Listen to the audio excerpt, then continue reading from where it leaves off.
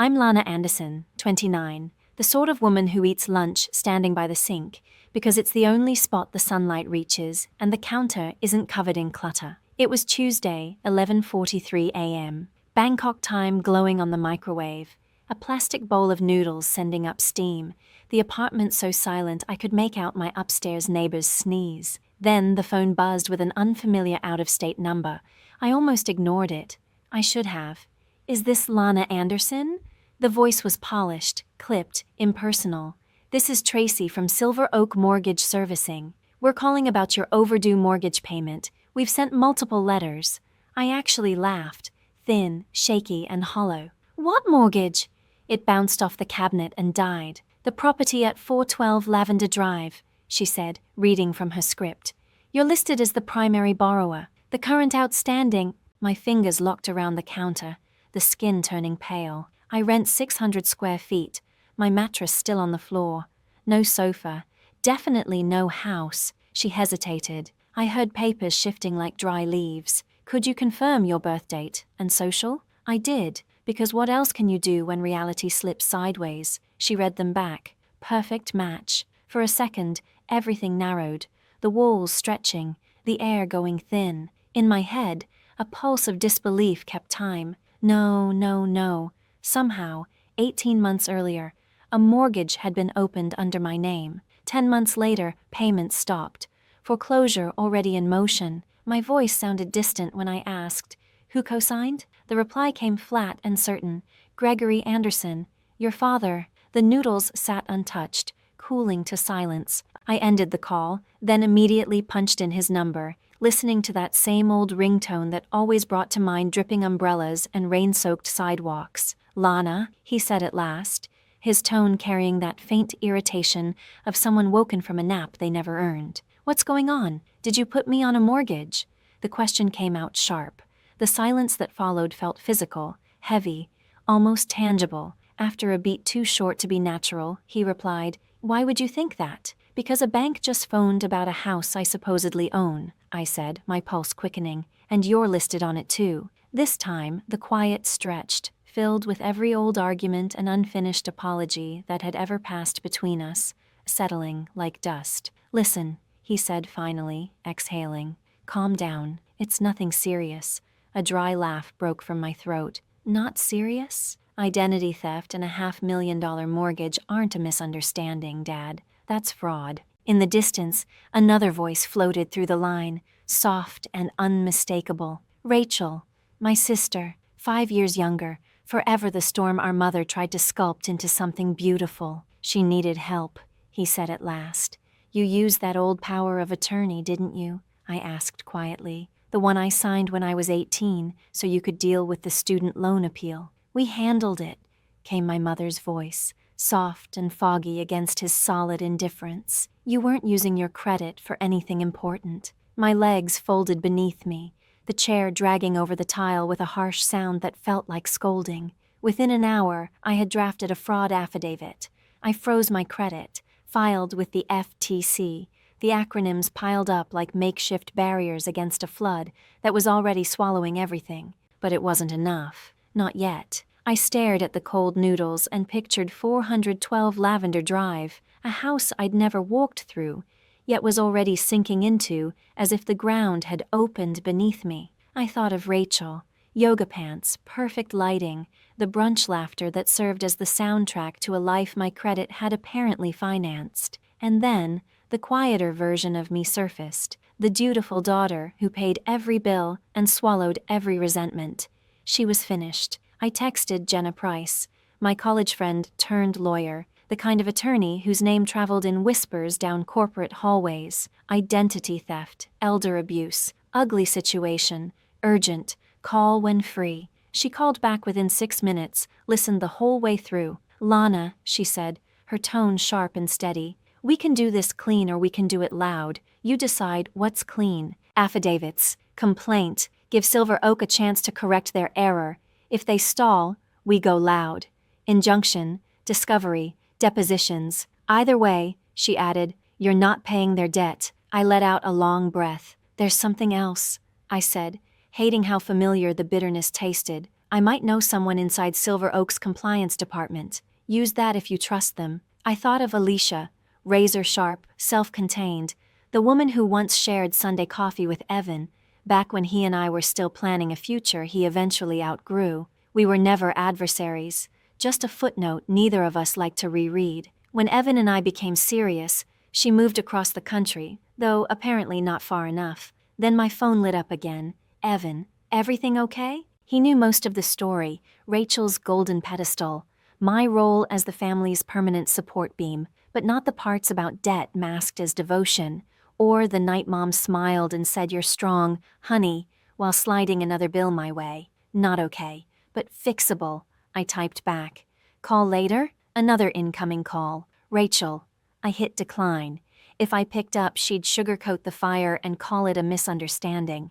I'd stopped mistaking politeness for protection. From the top shelf, I pulled down the folder, my paper armor, filled with copies of my birth certificate, the old power of attorney, my spotless credit record, a testament to every moment I'd played the responsible one because no one else would. I slipped in new pages, the FTC theft report, credit freeze confirmations, my notes from Tracy. The plain manila folder grew thick, a quiet weight with its own gravity. The apartment felt too tight for fury, too clean for heartbreak. I stood in the doorway, watching light crawl across the floor like an apology that arrived too late. Then I booked a flight. No warning, no explanations. Just me, a rented Camry, and that folder, silent and dangerous as a fuse. On the plane, I made a list I'd never expected to write. Refinance, Rachel only, my name removed. Legal costs, paid by the forgers. Apology, required, not requested. I slept fitfully, jaw locked tight, and woke to a downpour so heavy it erased the horizon. By the time I reached Lavender Drive, the clouds were thinning, pretending mercy after the wreck. The house matched the picture I'd painted. Wide windows, a lawn so perfect it denied history. Rachel's white Mercedes lounged in the driveway, like something pampered. One knock, and the door quivered. She opened it with her practiced influencer smile, which faltered the moment she saw the folder. Lana, wow, what a surprise. She guided me in, voice drifting through automatic hospitality. Smoothies, cleanses, turmeric. The air smelled like eucalyptus and indecision. I'm here about the mortgage, I said, my tone calm, almost kind. That's the thing about rage once it's filed and labeled. It gets efficient. A small glitch crossed her face. It was a team decision, she said brightly. You weren't using your credit. You didn't ask for it, I replied, stepping into a living room so staged it barely seemed lived in. You took it. Footsteps. My parents emerged. My mother already murmuring apologies. My father setting his face to reasonable, which always meant silence, Lana. I laid the folder on the marble island like a shared confession. Here's what happens next, I said. You refinance. My name's off. You pay my legal fees. Rachel's voice tightened. I can't qualify. That sounds like your problem, I said quietly. Not my consequence. My father crossed his arms. You don't need to be so hostile. Dad, you used the power of attorney I signed at 18 to tie me to a $523,000 mortgage. My tone stayed level. The evidence spoke louder than anything I could say. Mom's eyes filled too quickly, practiced tears catching the light. We gave you life, Lana, and then you tried to lease it out, I replied. Outside, rain began again. Light, steady, rhythmic against the windows like time keeping score. In that pause, I saw the path ahead take shape. Filings, hearings, signatures, a judge's clipped judgment, the clean sound of finality. I gathered my folder. You can speak with Jenna, I said, sliding her card across the island. From now on, she handles this. At the door, Rachel's voice softened into the tone that used to turn me into her silent crew member. You wouldn't let your sister take the fall for this, would you? I opened the door. The air smelled like wet concrete and release. You let me, I said, for 10 months. Outside, the rain eased, light breaking through. My phone buzzed. A message from Evan. Here when you're ready to talk. No fixing, just listening. Then another, unexpected. Alicia. Saw your name in an internal alert. I can route this for a clean compliance review if you'd like. Strictly professional. I stared at her words, feeling that old awkwardness edged with something new. Purpose. This was going to be messy before it became orderly. Yes, I typed back. A professional review would help. Thank you. I slipped the phone into my jacket, started the Camry, and steered toward what waited ahead. Neat or loud, Jenna had said. It would be both. By the time I parked across from 412 Lavender Drive, the rain had stopped, leaving the air metallic, sharp with aftermath. I sat for a minute, engine silent, watching the house. 3 stories, cream stucco, black-trimmed windows, the kind that brag about minimalism. Rachel would call it manifested. I called it collateral damage. On the seat beside me, the manila folder rested, dense, deliberate, filled with affidavits, statements, screenshots sharp enough to cut through denial. I wasn't here just to ask questions. I was here to end them. I took a breath, adjusted my jacket, and walked up to the door. Rachel opened the door before my second knock landed.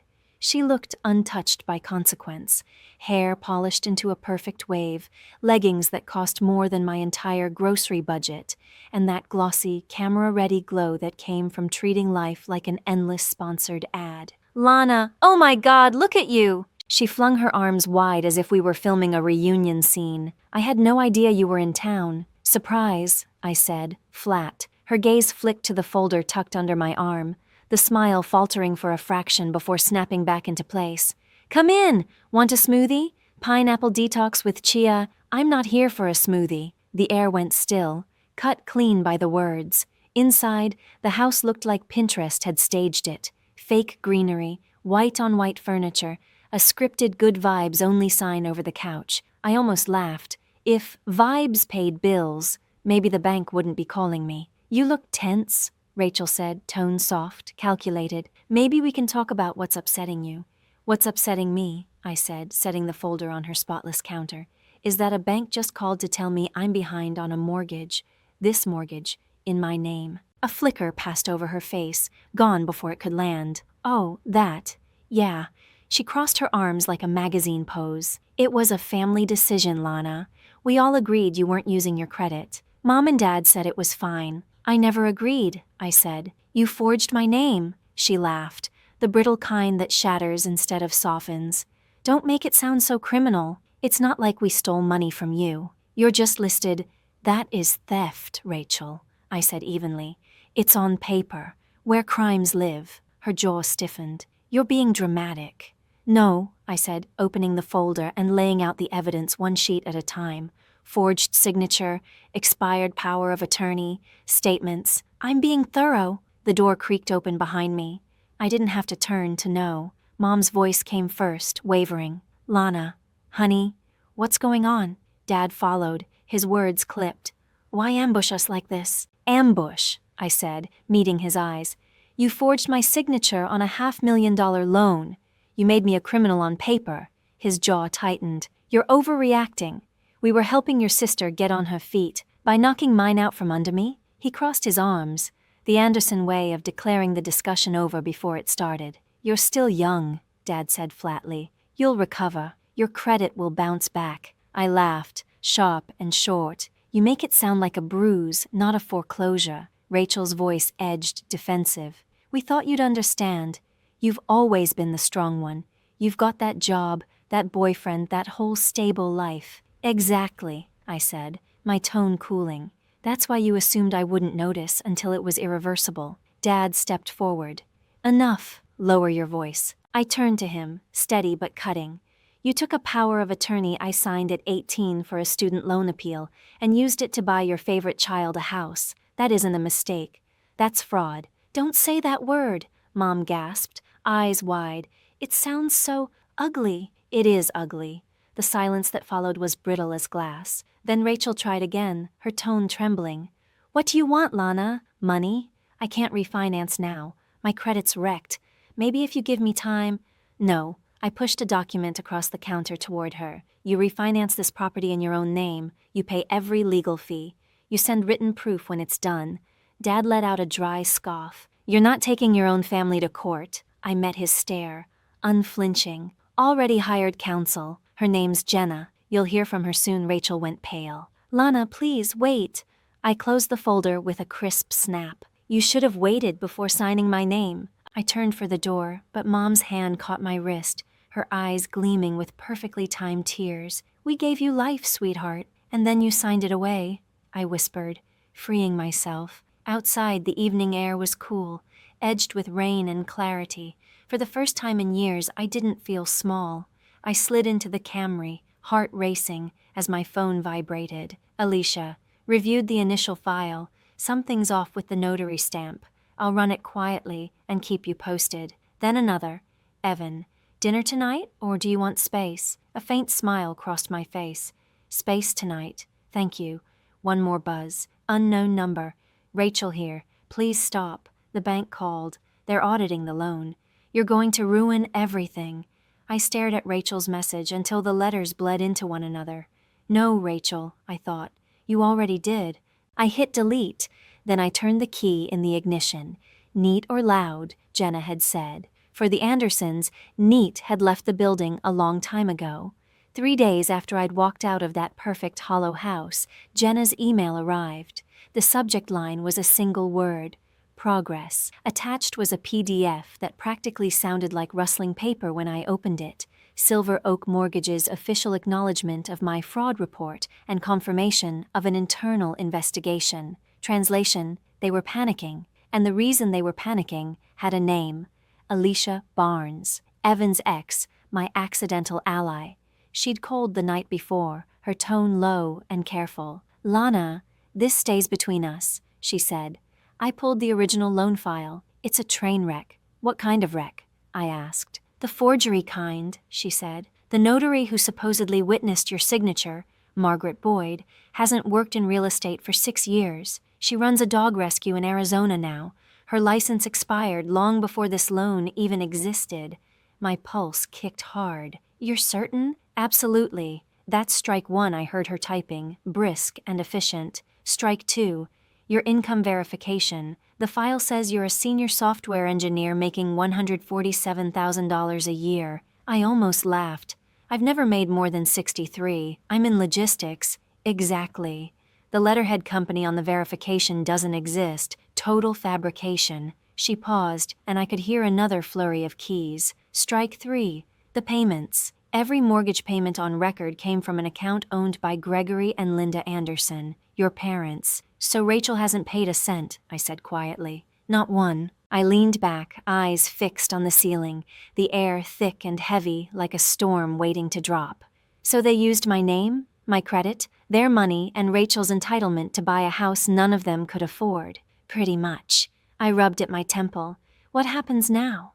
Silver Oak will work with your attorney, Alicia said after a pause. They'll hold off foreclosure until the fraud case is settled. But, Lana, what? You didn't hear this from me, but your sister already tried to charm a junior compliance officer into delaying the audit. She said it was all just a family misunderstanding.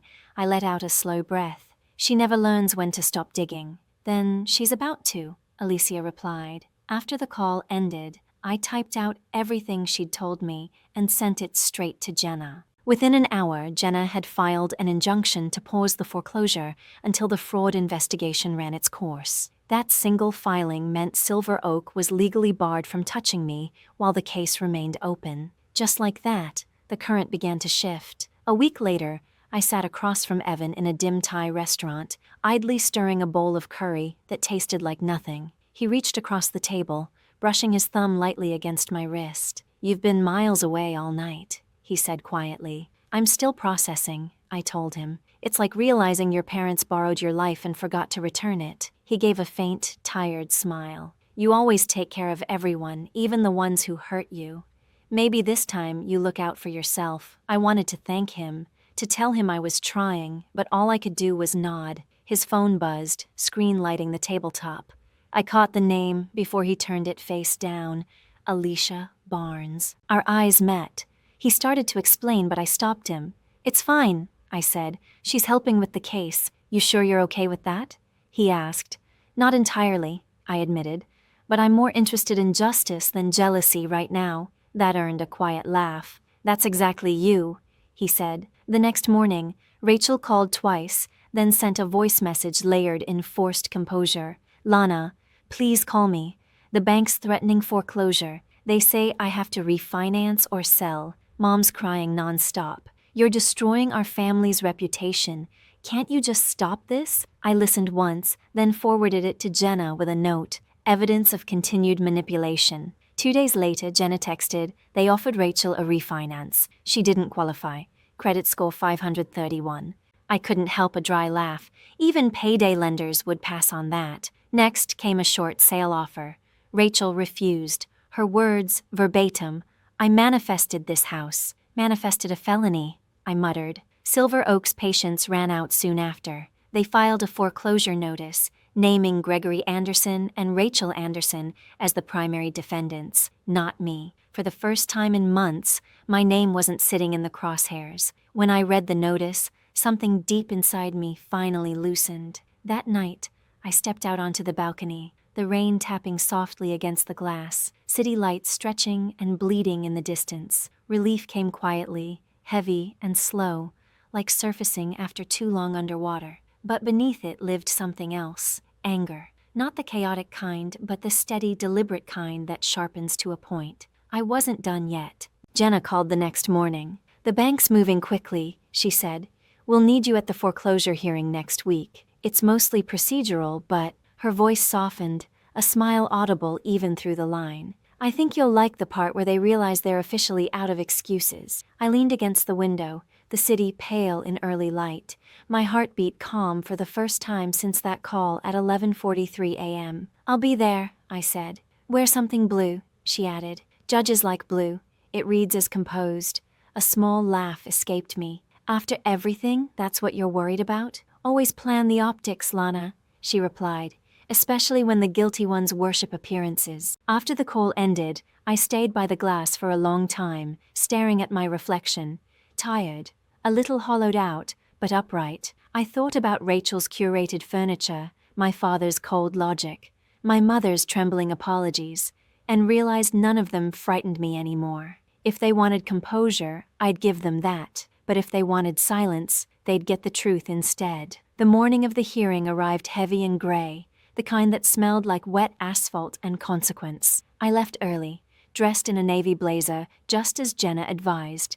Calm, deliberate, unshakable. Outside the courthouse, she handed me a coffee. Ready to watch a family implode under oath? She asked. I've been ready since they forged my name, I said. Inside, the courtroom buzzed with the low hum of anticipation.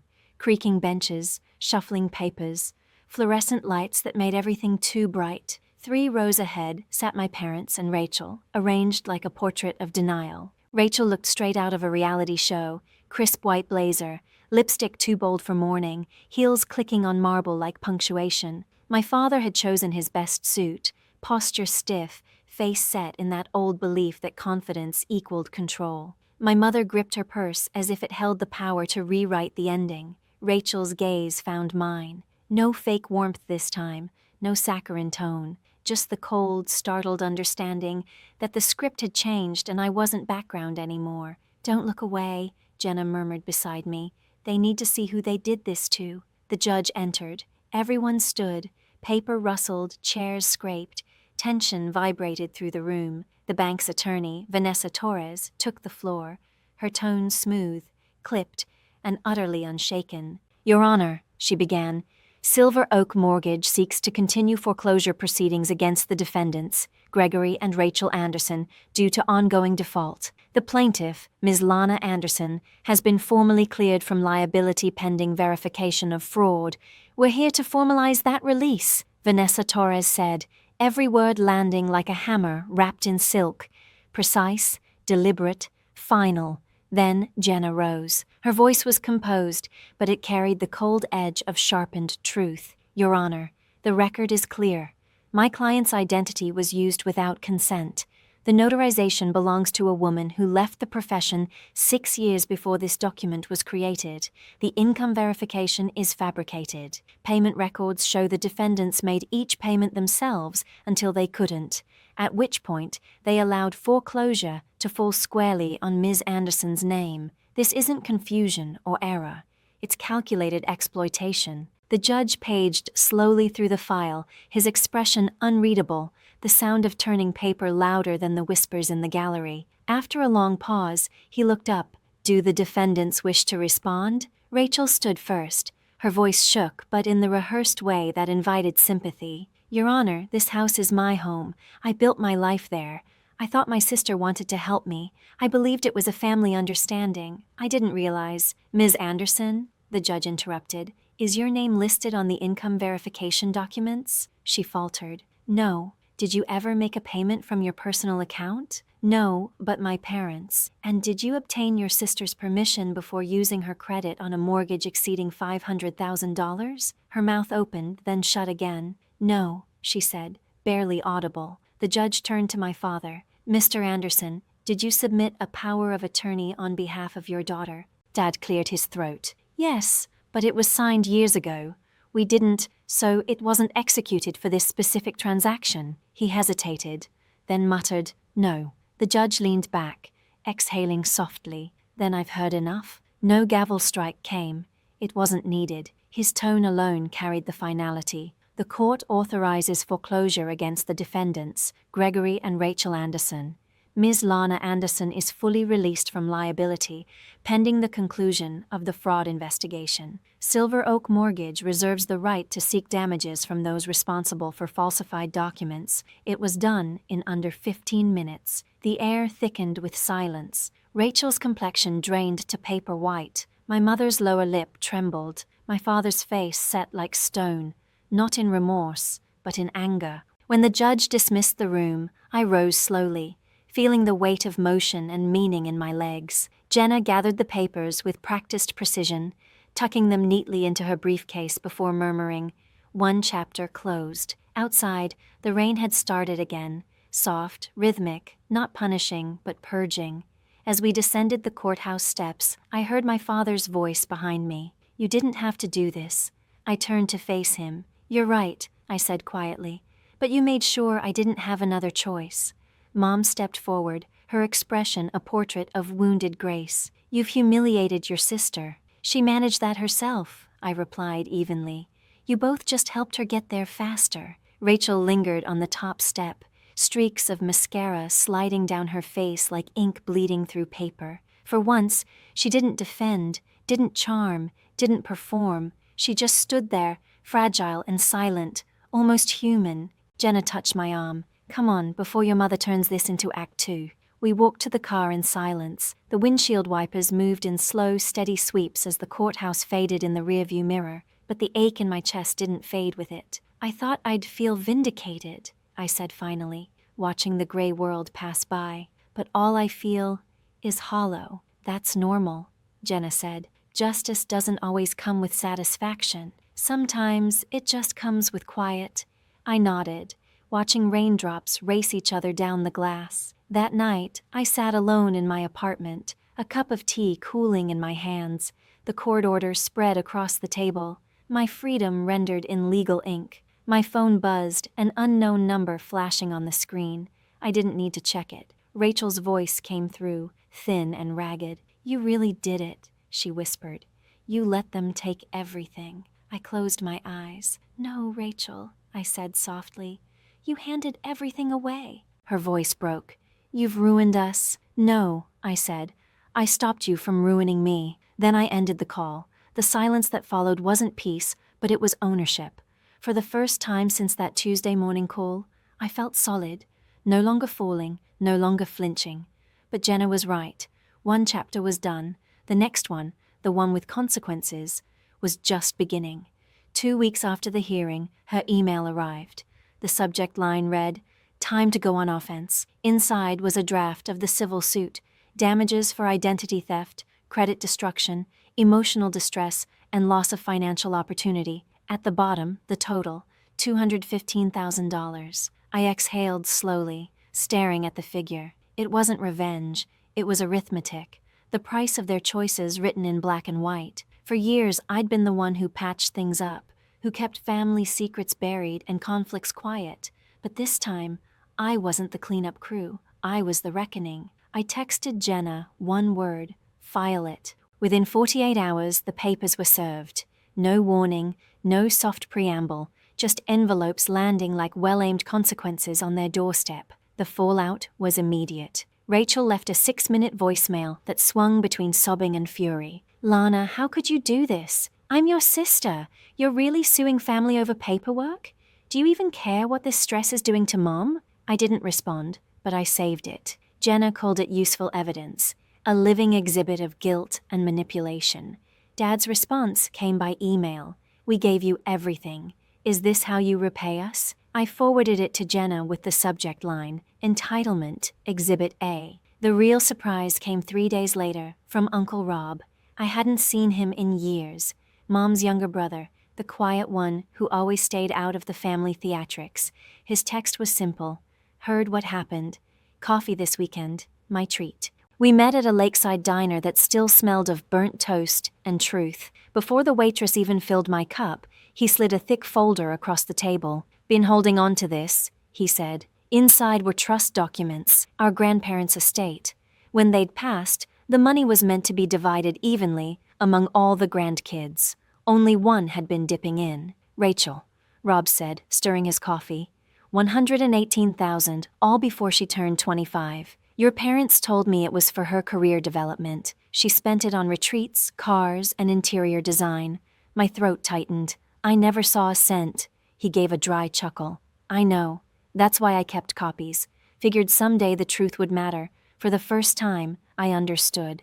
Not everyone in this family was blind. Some were just waiting for the match to catch." "Will you testify if it goes to court?" I asked. "Gladly," he said. When I told Jenna, her reaction was instant and gleeful.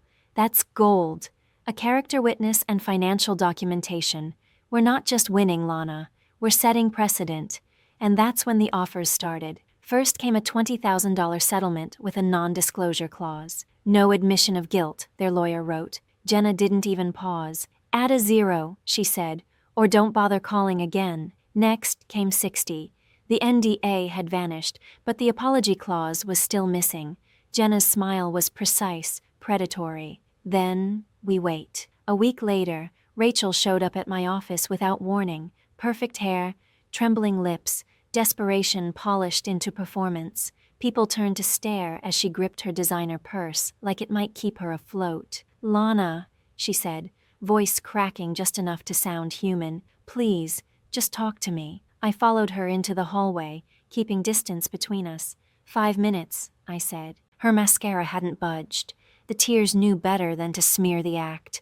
"Why are you doing this?" she whispered. "You're my sister." "I'm doing this," I said evenly, "because you committed fraud. You destroyed my credit, my name, my stability, and not once did you say you were sorry." She blinked fast, clinging to the script. "I thought you were strong enough to handle it. Dad said Dad was wrong." Her breath hitched. "You're suing us. That's cruel." I stepped closer, calm but sharp. "What's cruel, Rachel, is watching your family dismantle your life and calling it love." Her eyes shimmered with those carefully rationed tears.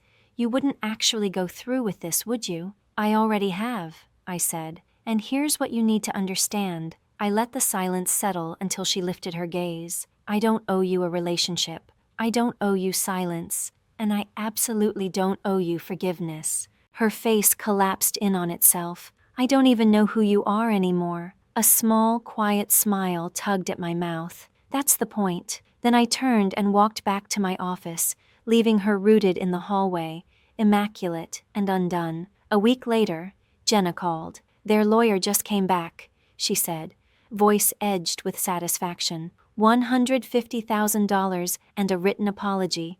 Voluntary. No NDA. I closed my eyes, the sound of relief settling low in my chest. Not victory, just release. "We'll take it," I said. Jenna nodded. "I'll finalize everything. You'll have the funds within 48 hours. 2 days later, $150,000 landed in my account. Clean, lawful, done. A letter followed soon after, signed by Gregory, Linda, and Rachel Anderson. We acknowledge our role in the actions that harmed Lana Anderson. We regret the pain caused by our decisions and take full responsibility for our lapse in judgment. Short, polished, lawyered to death, but enough. For the first time, The people who had mistaken my silence for surrender finally confessed. In ink. I didn't call, didn't respond, didn't even unfold the page all the way. I just photographed the signatures and saved the image in a folder on my desktop, neatly labeled in case they forget. Then I blocked every number that still had power to pull me backward. Jenna texted, "We won," but that wasn't quite right. I hadn't won, I'd ended it. And sometimes, that's the only version of victory that matters. 3 months passed before the silence stopped feeling like debris and started sounding like peace. It crept in quietly. Mornings without dread, laughter that didn't taste bitter, sleep untouched by phantom rings. The $150,000 sat in my account, untouched except for Jenna's fee. The rest remained, not as revenge, but as proof that I could build something solid without anyone's permission. One Saturday, I signed the papers for a small condo, 2 bedrooms, 1 balcony, peace included.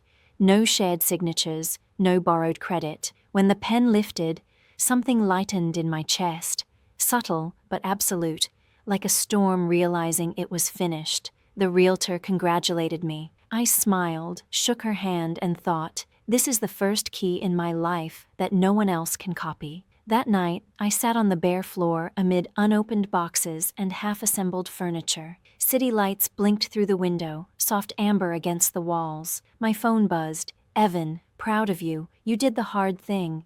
You didn't just win, you changed the rules." I smiled.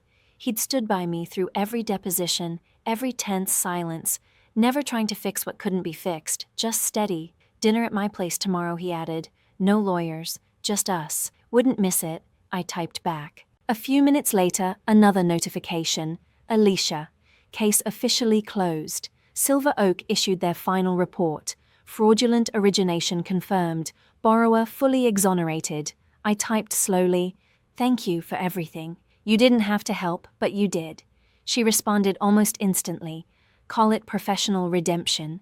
Besides, Evan always said you were the one who actually finishes things." This time her name didn't sting. The triangle was gone, replaced by mutual respect and something close to closure. Later, when the city quieted, I opened my laptop. There was still one thing left. Over the months, I'd kept a meticulous journal. Every call, every lie, every signature, every family favor. That night, I turned it into a post for a financial survivors forum. My parents forged my name on a mortgage. My sister lived in a house I was paying for without knowing it. Here's how I fought back, and what it taught me about love, silence, and the cost of forgiveness. I removed names, blurred dates, stripped away everything but the truth. I didn't write it for revenge. I wrote it for the ones still trapped in family-shaped cages, waiting for permission to walk out. By morning, the post had gone viral. Tens of thousands of upvotes, hundreds of comments, a flood of stories that echoed mine. Sons describing parents who opened credit cards in their names, daughters who co-signed loans to help, brothers who'd been told, "You're stronger, you'll bounce back." As I scrolled, the same truth surfaced again and again. Family loyalty, when used as leverage, isn't love, it's control. And sometimes, the truest act of love is letting the leash break. A few weeks later, a letter arrived from Uncle Rob, handwritten, plain paper, sincerity too big for fancy stationery. "Lana, proud of you. You didn't just defend yourself. You reminded the rest of us what accountability looks like. Your grandparents would have called it courage. P.S. The old lake house is still in the family trust. Your name's on the deed now.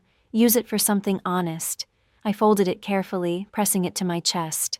Honest. It had been a long time since that word fit anywhere near my family. On my first night in the condo, I lit a candle and left the windows open. The air smelled of rain again, softer now, almost forgiving.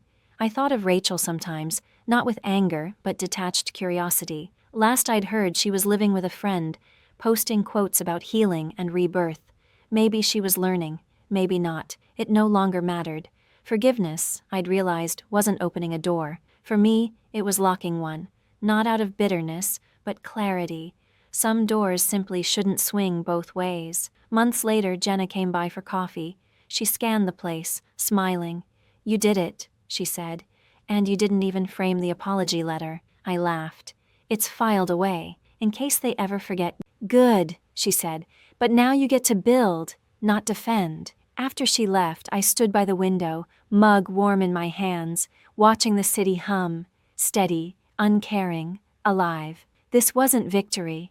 It was aftermath, the clean kind, where nothing is owed, nothing pending, nothing forged. On the coffee table lay a single key, plain and solid. For the first time in years, I didn't feel like someone's daughter or someone's sister. Just Lana Anderson, unowned, unapologetic, free.